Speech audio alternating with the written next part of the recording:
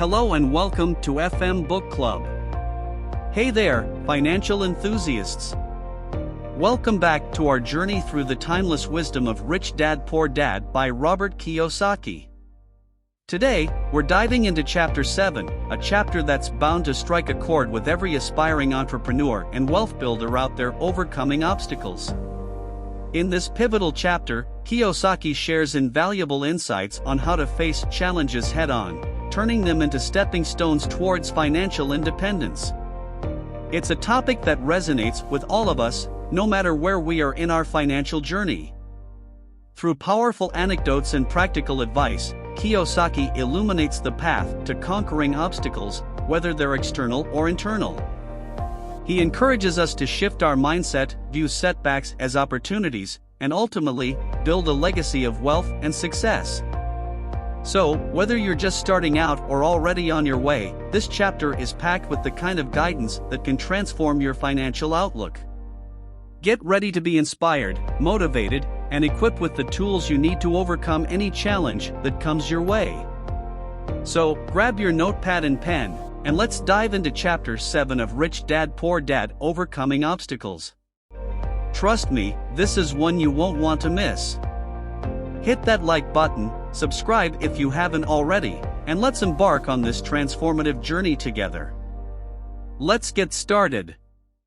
Chapter 7: Overcoming Obstacles. The primary difference between a rich person and a poor person is how they manage fear. Once people have studied and become financially literate, they may still face roadblocks to becoming financially independent. There are 5 main reasons why financially literate people may still not develop abundant asset columns that could produce a large cash flow. The 5 reasons are: 1. Fear. 2. Cynicism. 3. Laziness. 4. Bad habits. 5. Arrogance. Overcoming fear. I have never met anyone who really likes losing money. And in all my years, I have never met a rich person who has never lost money. But I have met a lot of poor people who have never lost a dime investing, that is. The fear of losing money is real. Everyone has it. Even the rich. But it's not having fear that is the problem. It's how you handle fear. It's how you handle losing. It's how you handle failure that makes the difference in one's life. The primary difference between a rich person and a poor person is how they manage that fear. It's okay to be fearful. It's okay to be a coward when it comes to money. You can still be rich. We're all heroes at something, and cowards at something else. My friend's wife is an emergency room nurse. When she sees blood, she flies into action. When I mention investing, she runs away. When I see blood, I don't run. I pass out. My rich dad understood phobias about money. Some people are terrified of snakes. Some people are terrified about losing money. Both are phobias, he would say. So his solution to the phobia of losing money was this little rhyme: if you hate risk and worry, start early. If you start young, it's easier to be rich. I won't go into it here, but there is a staggering difference between a person who starts investing at age 20 versus age 30. The purchase of Manhattan Island is said to be one of the greatest bargains of all time. New York was purchased for $24 in trinkets and beads. Yet if that $24 had been invested at 8% annually, that $24 would have been worth more than $28 trillion by 1995. Manhattan could be repurchased with money left over to buy much of Los Angeles. But what if you don't have much time left or would like to retire early? How do you handle the fear of losing money? My poor dad did nothing. He simply avoided the issue, refusing to discuss the subject. My rich dad, on the other hand, recommended that I think like a Texan. I like Texas and Texans, he used to say. In Texas, everything is bigger. When Texans win, they win big. And when they lose, it's spectacular. They like losing? I asked. That's not what I'm saying. Nobody likes losing. Show me a happy loser, and I'll show you a loser, said Rich Dad. It's a Texan's attitude toward risk, reward, and failure I'm talking about. It's how they handle life. They live it big. Not like most of the people around here, living like roaches when it comes to money, terrified that someone will shine a light on them, and whimpering when the grocery clerk shortchanges them a quarter. Rich Dad went on. What I like best is the Texas attitude. They're proud when they win, and they brag when they lose. Texans have a saying, if you're going to go broke, go big. You don't want to admit you went broke over a duplex. He constantly told Mike and me that the greatest reason for lack of financial success was because most people played it too safe. People are so afraid of losing that they lose, were his words. Fran Tarkenton, a one-time great NFL quarterback, says it's still another way, winning means being unafraid to lose. In my own life, I've noticed that winning usually follows losing. Before I finally learned to ride a bike, I first fell down many times. I've never met a golfer who has never lost a golf ball. I've never met people who have fallen in love who have never had their heart broken. And I've never met someone rich who has never lost money. So for most people, the reason they don't win financially is because the pain of losing money is far greater than the joy of being rich. Another saying in Texas is, everyone wants to go to heaven, but no one wants to die. Most people dream of being rich, but are terrified of losing money. So they never get to heaven. Rich Dad used to tell Mike and me stories about his trips to Texas. If you really want to learn the attitude of how to handle risk, losing, and failure, go to San Antonio and visit the Alamo. The Alamo is a great story of brave people who chose to fight, knowing there was no hope of success. They chose to die instead of surrendering. It's an inspiring story worthy of study. Nonetheless, it's still a tragic military defeat.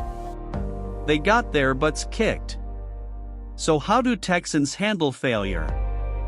They still shout, "Remember the Alamo." Mike and I heard this story a lot.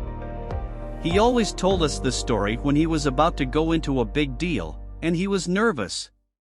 After he had done all his due diligence and it was time to put up or shut up, he told us this story. Every time he was afraid of making a mistake or losing money, he told us this story. It gave him strength, for it reminded him that he could always turn a financial loss into a financial win. Rich Dad knew that failure would only make him stronger and smarter. It's not that he wanted to lose. He just knew who he was and how he would take a loss. He would take a loss and make it a win. That's what made him a winner and others losers. It gave him the courage to cross the line when others backed out. That's why I like Texans so much, he would say. They took a great failure and turned it into inspiration, as well a tourist destination that makes them millions. But probably his words that mean the most to me today are these. Texans don't bury their failures. They get inspired by them. They take their failures and turn them into rallying cries. Failure inspires Texans to become winners. But that formula is not just the formula for Texans. It is the formula for all winners. I've said that falling off my bike was part of learning to ride. I remember falling off only made me more determined to learn to ride, not less. I also said that I have never met a golfer who has never lost a ball. For top professional golfers, losing a ball or a tournament provides the inspiration to be better, to practice harder, to study more. That's what makes them better. For winners, losing inspires them. For losers, losing defeats them. I like to quote John D. Rockefeller, who said, "I always try to turn every disaster into an opportunity." And being Japanese American, I can say this. Many people say that Pearl Harbor was an American mistake. I say it was a Japanese mistake. From the movie, Tora, Tora, Tora, a somber Japanese admiral says to his cheering subordinates, "I am afraid we have awakened a sleeping giant." Remember, Pearl Harbor became a rallying cry. It turned one of America's greatest losses into the reason to win. This great defeat gave America strength, and America soon emerged as a world power. Failure inspires winners, and failure defeats losers. It is the biggest secret of winners. It's the secret that losers do not know. The greatest secret of winners is that failure inspires winning, thus, they're not afraid of losing. Repeating Fran Tarkenton's quote, "Winning means being unafraid to lose." People like Fran Tarkenton are not afraid of losing, because they know who they are. They hate losing, so they know that losing will only inspire them to become better. There is a big difference between hating losing and being afraid to lose. Most people are so afraid of losing money that they lose. They go broke over a duplex. Financially, they play life too safe and too small. They buy big houses and big cars, but not big investments. The main reason that over 90% of the American public struggles financially is because they play not to lose. They don't play to win. They go to their financial planners or accountants or stockbrokers and buy a balanced portfolio. Most have lots of cash in CDs, low-yield bonds, mutual funds that can be traded within a mutual fund family, and a few individual stocks. It is a safe and sensible portfolio. But it is not a winning portfolio. It is a portfolio of someone playing not to lose. Don't get me wrong.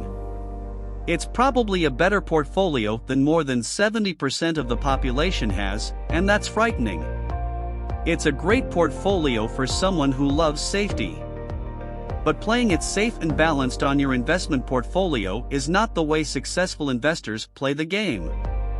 If you have little money and you want to be rich, you must first be focused, not balanced. If you look at any successful person, at the start they were not balanced. Balanced people go nowhere. They stay in one spot. To make progress, you must first go unbalanced.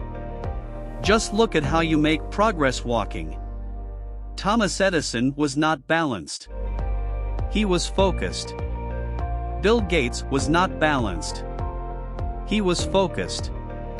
Donald Trump is focused. George Soros is focused. George Patton did not take his tanks wide. He focused them and blew through the weak spots in the German line. The French went wide with the Maginot Line, and you know what happened to them. If you have any desire to be rich, you must focus. Do not do what poor and middle-class people do, put their few eggs in many baskets. Put a lot of your eggs in a few baskets and focus, follow one course until successful. If you hate losing, play it safe. If losing makes you weak, play it safe. Go with balanced investments. If you're over 25 years old and are terrified of taking risks, don't change. Play it safe, but start early.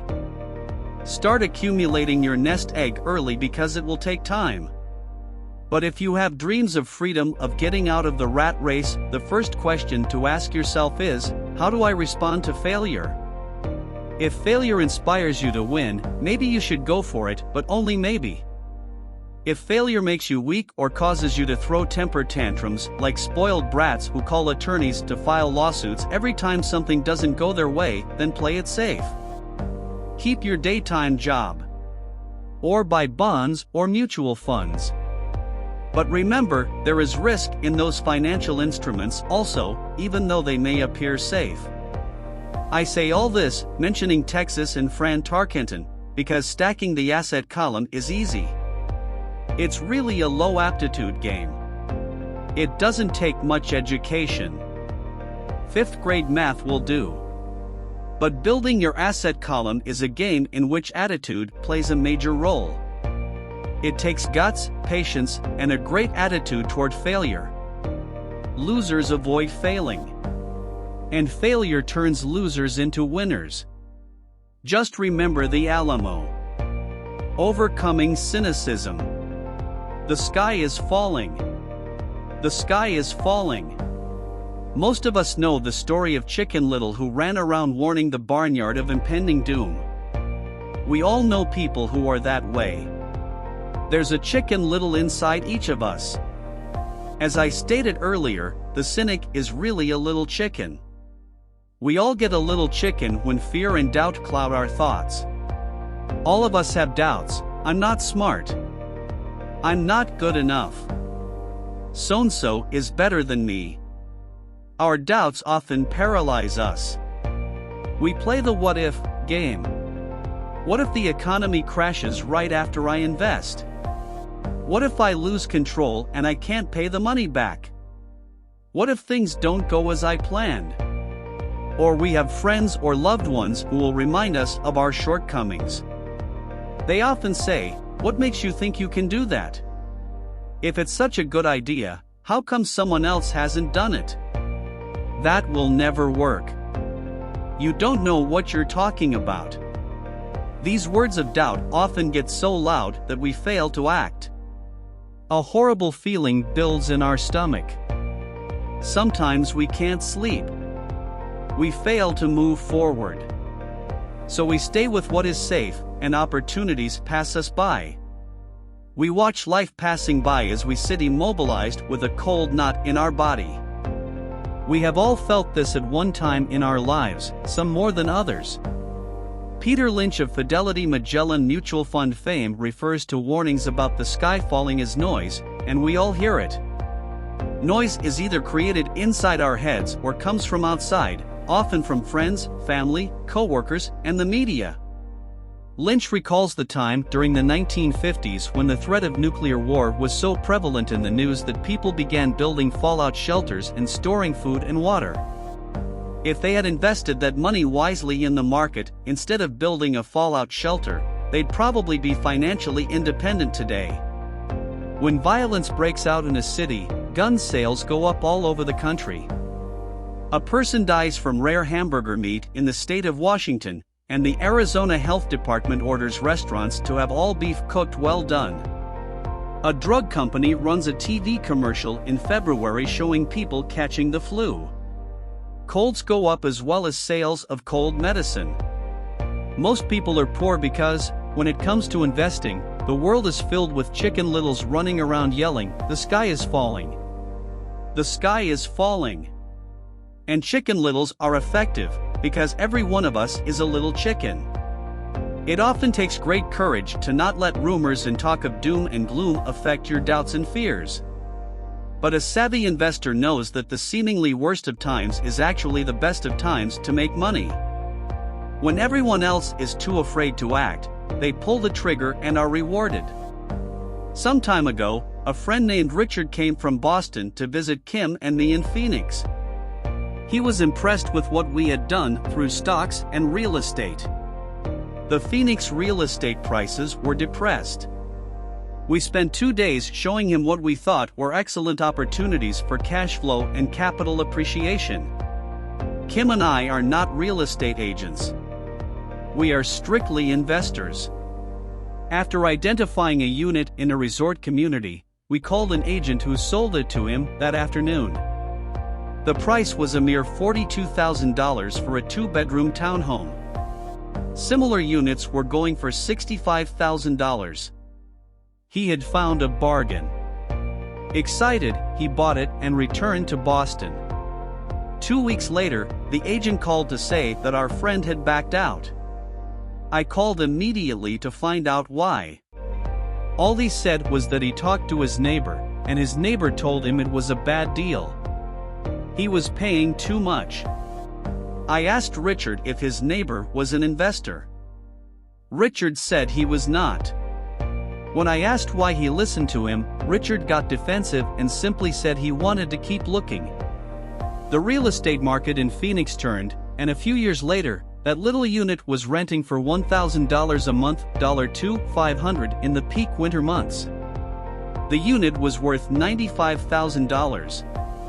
All Richard had to put down was $5,000 and he would have had a start at getting out of the rat race. Today, he still has done nothing. Richard's backing out did not surprise me. It's called buyer's remorse, and it affects all of us. The little chicken won, and a chance at freedom was lost. In another example, I hold a small portion of my assets in tax lien certificates instead of CDs. I earn 16% per year on my money, which certainly beats the interest rates banks offer on CDs. The certificates are secured by real estate and enforced by state law, which is also better than most banks. The formula they're bought on makes them safe. They just lack liquidity. So I look at them as 2 to 7 year CDs. Almost every time I tell someone that I hold my money this way, especially if they have money in CDs, they will tell me it's risky. They tell me why I should not do it. When I ask them where they get their information, they say from a friend or an investment magazine. They've never done it, and they're telling someone who's doing it why they shouldn't. The lowest yield I look for is 16%, but people who are filled with doubt are willing to accept a far lower return. Doubt is expensive. My point is that it's those doubts and cynicism that keep most people poor and playing it safe. The real world is simply waiting for you to get rich. Only a person's doubts keep them poor. As I said, getting out of the rat race is technically easy. It doesn't take much education, but those doubts are cripplers for most people. Cynics never win, said Rich Dad. Unchecked doubt and fear creates a cynic. Cynics criticize, and winners analyze was another of his favorite sayings. Rich Dad explained that criticism blinded while analysis opened eyes. Analysis allowed winners to see that critics were blind, and to see opportunities that everyone else missed. And finding what people miss is key to any success. Real estate is a powerful investment tool for anyone seeking financial independence or freedom. It is a unique investment tool. Yet every time I mention real estate as a vehicle, I often hear, "I don't want to fix toilets." That's what Peter Lynch calls noise.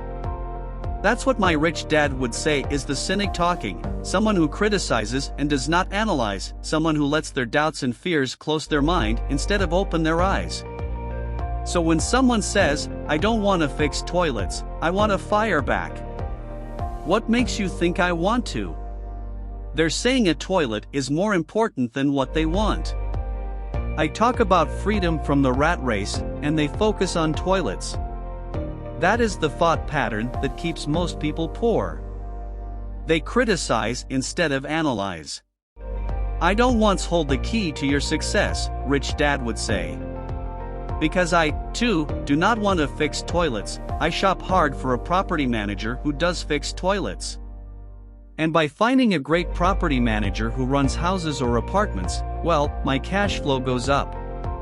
But, more importantly, a great property manager allows me to buy a lot more real estate since I don't have to fix toilets." A great property manager is key to success in real estate. Finding a good manager is more important to me than the real estate. A great property manager often hears of great deals before real estate agents do, which makes them even more valuable. That is what Rich Dad meant by "I don't once hold the key to your success." Because I do not want to fix toilets either, I figured out how to buy more real estate and expedite my getting out of the rat race. The people who continue to say "I don't want to fix toilets" often deny themselves the use of this powerful investment vehicle. Toilets are more important than their freedom. In the stock market, I often hear people say, "I don't want to lose money." Well, what makes them think I or anyone else likes losing money? They don't make money because they choose to not lose money. Instead of analyzing, they close their minds to another powerful investment vehicle, the stock market. I was riding with a friend past our neighborhood gas station. He looked up and saw that the price of gas was going up and thus the price of oil. My friend is a worrywart or a chicken little. To him, the sky is always going to fall, and it usually does, on him. When we got home, he showed me all the stats as to why the price of oil was going to go up over the next few years, statistics I had never seen before, even though I already own substantial shares of an existing oil company. With that information, I immediately began looking for and found a new, undervalued oil company that was about to find some oil deposits. My broker was excited about this new company, and I bought 15,000 shares for 65 cents per share. 3 months later, this same friend and I drove by the same gas station, and sure enough, the price per gallon had gone up nearly 15%. Again, the chicken little worried and complained. I smiled because, a month earlier, that little oil company hit oil and those 15,000 shares went up to more than $3 per share since he had first given me the tip. And the price of gas will continue to go up if what my friend says is true. If most people understood how a stop worked in stock market investing, there would be more people investing to win instead of investing not to lose. A stop is simply a computer command that sells your stock automatically if the price begins to drop, helping to minimize your losses and maximize some gains. It's a great tool for those who are terrified of losing. So whenever I hear people focusing on their I don't wants, rather than what they do want, I know the noise in their head must be loud. Chicken Little has taken over their brain and is yelling, the sky is falling, and toilets are breaking. So they avoid their don't wants, but they pay a huge price. They may never get what they want in life. Instead of analyzing, their inner Chicken Little closes their mind. Rich Dad gave me a way of looking at Chicken Little. Just do what Colonel Sanders did. At the age of 66, he lost his business and began to live on his Social Security check. It wasn't enough. He went around the country selling his recipe for fried chicken. He was turned down 1,009 times before someone said yes. And he went on to become a multi-millionaire at an age when most people are quitting. He was a brave and tenacious man, Rich Dad said of Harlan Sanders. So when you're in doubt and feeling a little afraid, just do what Colonel Sanders did to his little chicken. He fried it. Overcoming laziness. Busy people are often the most lazy. We have all heard stories of a businessman who works hard to earn money. He works hard to be a good provider for his wife and children. He spends long hours at the office and brings work home on weekends. One day he comes home to an empty house. His wife has left with the kids. He knew he and his wife had problems, but rather than work to make the relationship strong, he stayed busy at work. Dismayed, his performance at work slips and he loses his job. Today, I often meet people who are too busy to take care of their wealth. And there are people too busy to take care of their health. The cause is the same. They're busy, and they stay busy as a way of avoiding something they do not want to face. Nobody has to tell them. Deep down they know. In fact, if you remind them, they often respond with anger or irritation. If they aren't busy at work or with the kids, they're often busy watching TV, fishing, playing golf, or shopping. Yet deep down they know they are avoiding something important. That's the most common form of laziness by staying busy. So what is the cure for laziness? The answer is a little greed. For many of us, we were raised thinking of greed or desire as bad. Greedy people are bad people, my mom used to say. Yet we all have inside of us this yearning to have nice, new, or exciting things. So to keep that emotion of desire under control, often parents find ways of suppressing that desire with guilt. You only think about yourself. Don't you know you have brothers and sisters? Was one of my mom's favorites. You want me to buy you what? Was a favorite of my dad. Do you think we're made of money? Do you think money grows on trees? We're not rich people, you know. It wasn't so much the words, but the angry guilt trip that went with the words that got to me. Or the reverse guilt trip was the I'm sacrificing my life to buy this for you. I'm buying this for you because I never had this advantage when I was a kid. I have a neighbor who is stone broke but can't park his car in his garage. The garage is filled with toys for his kids. Those spoiled brats get everything they ask for. I don't want them to know the feeling of want are his everyday words.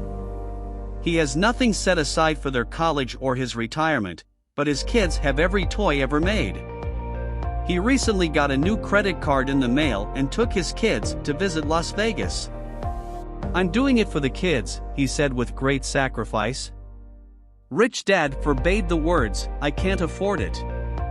In my real home, that's all I heard. Instead, Rich Dad required his children to say, how can I afford it? He believed that the words I can't afford it shut down your brain. It didn't have to think anymore. How can I afford it opened up the brain and forced it to think and search for answers. But most importantly, he felt the words, I can't afford it, were a lie. And the human spirit knows it. The human spirit is very, very powerful, he would say. It knows it can do anything. By having a lazy mind that says, I can't afford it, a war breaks out inside you. Your spirit is angry, and your lazy mind must defend its lie. The spirit is screaming, come on. Let's go to the gym and work out. And the lazy mind says, but I'm tired. I worked really hard today. Or the human spirit says, I'm sick and tired of being poor. Let's get out there and get rich. To which the lazy mind says, rich people are greedy. Besides, it's too much bother. It's not safe. I might lose money. I'm working hard enough as it is. I've got too much to do at work anyway. Look at what I have to do tonight. My boss wants it finished by morning. I can't afford it also causes sadness, a helplessness that leads to despondency and often depression. How can I afford it opens up possibilities, excitement, and dreams. So Rich Dad was not so concerned about what we wanted to buy as long as we understood that how can I afford it creates a stronger mind and a dynamic spirit. Thus he rarely gave Mike or me anything. He would instead ask, how can you afford it, and that included college, which we paid for ourselves. It was not the goal, but the process of attaining the goal that he wanted us to learn. The problem I see today is that there are millions of people who feel guilty about their desire or their greed. It's old conditioning from their childhood.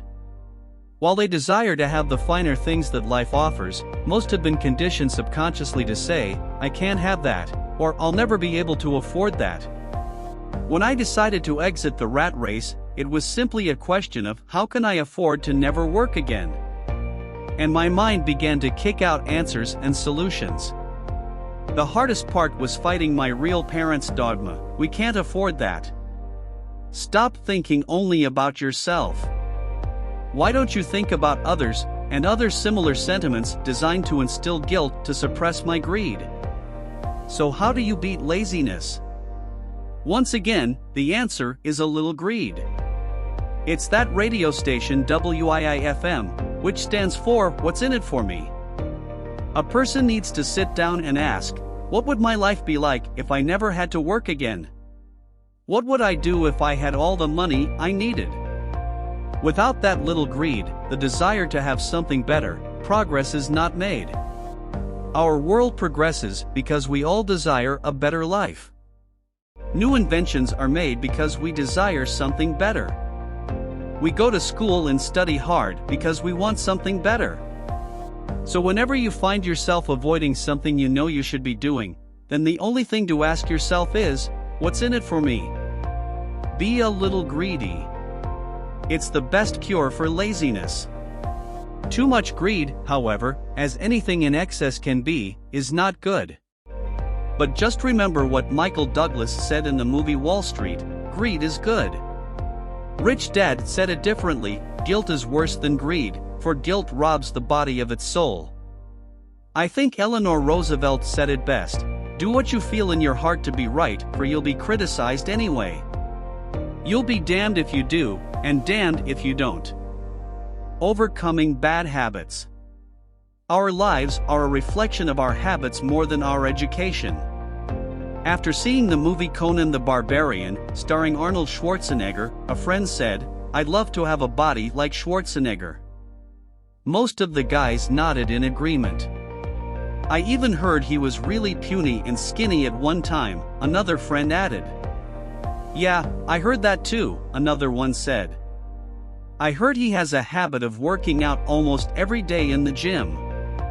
"Yeah, I'll bet he has to." "Nah," said the group's cynic. "I'll bet he was born that way."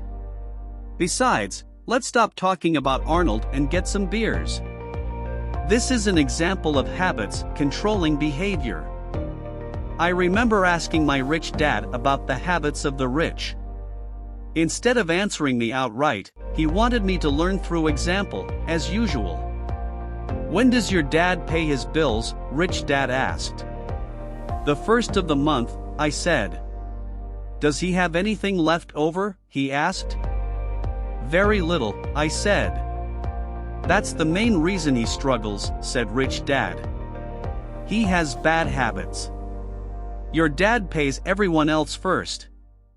He pays himself last, but only if he has anything left over." "Which he usually doesn't," I said. "But he has to pay his bills, doesn't he?"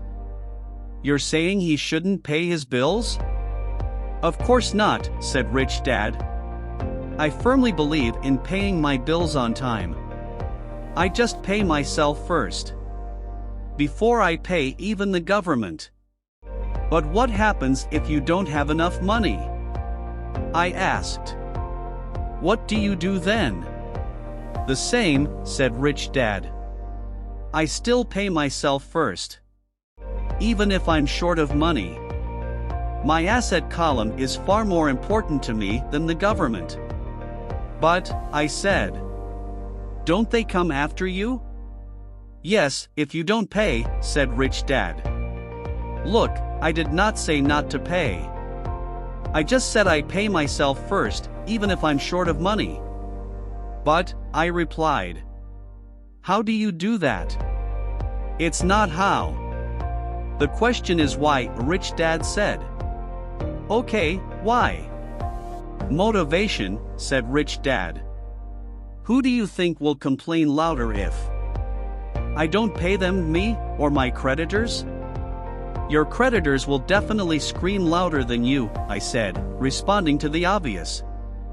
"You wouldn't say anything if you didn't pay yourself." So you see, after paying myself, the pressure to pay my taxes and the other creditors is so great that it forces me to seek other forms of income. The pressure to pay becomes my motivation. I've worked extra jobs, started other companies, traded in the stock market, anything just to make sure those guys don't start yelling at me. That pressure made me work harder, forced me to think, and all in all, made me smarter and more active when it comes to money. If I had paid myself last, I would have felt no pressure, but I'd be broke. So it is the fear of the government or other people you owe money to that motivates you? "That's right," said Rich Dad. "You see, government bill collectors are big bullies. So are bill collectors in general. Most people give in to these bullies. They pay them and never pay themselves. You know the story of the 98-pound weakling who gets sand kicked in his face?" I nodded. "I see that ad for weightlifting and bodybuilding lessons in the comic books all the time. Well, most people let the bullies kick sand in their faces. I decided to use the fear of the bully to make me stronger. Others get weaker. Forcing myself to think about how to make extra money is like going to the gym and working out with weights. The more I work my mental money muscles out, the stronger I get. Now I'm not afraid of those bullies. I liked what Rich Dad was saying. So if I pay myself first, I get financially stronger, mentally and fiscally.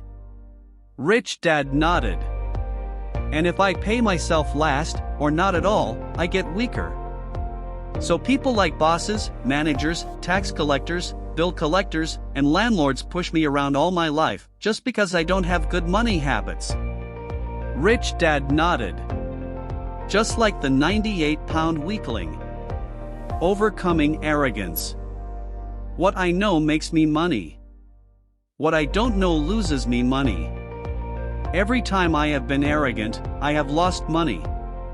Because when I'm arrogant, I truly believe that what I don't know is not important, Rich Dad would often tell me. I have found that many people use arrogance to try to hide their own ignorance. It often happens when I am discussing financial statements with accountants or even other investors. They try to bluster their way through the discussion.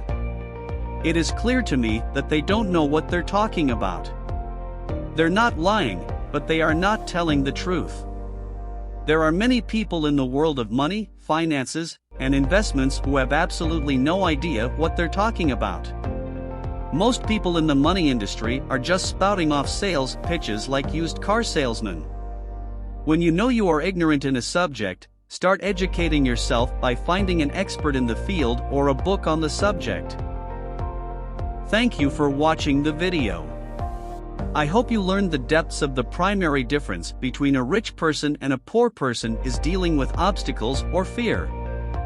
For many, fear is paralyzing, a barrier to progress. The poor often let it control their decisions, holding them back from opportunities.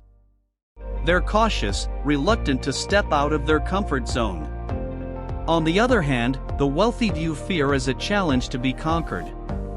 They understand that growth lies on the other side of discomfort. The rich have a unique relationship with uncertainty. They acknowledge it, but they don't let it deter them. They know that in every challenge lies an opportunity for growth and learning. The poor, however, are often frozen by uncertainty. They see it as a roadblock rather than a stepping stone.